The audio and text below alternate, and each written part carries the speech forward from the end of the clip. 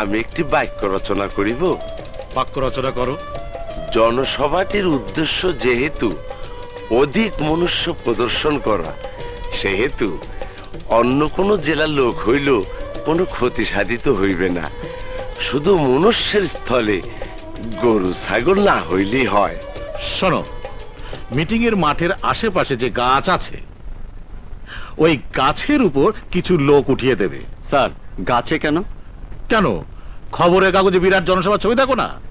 আশেপাশে গাছে লোক থাকে, আর ওটা থাকলে মনে হবে মাঠে লোক ধরছে না বলে সবাই গাছে উঠতে বাধ্য হয়েছে। সাধু সাধু, আমাদের অন্নদাতার ধারণা অতীব সুন্দর।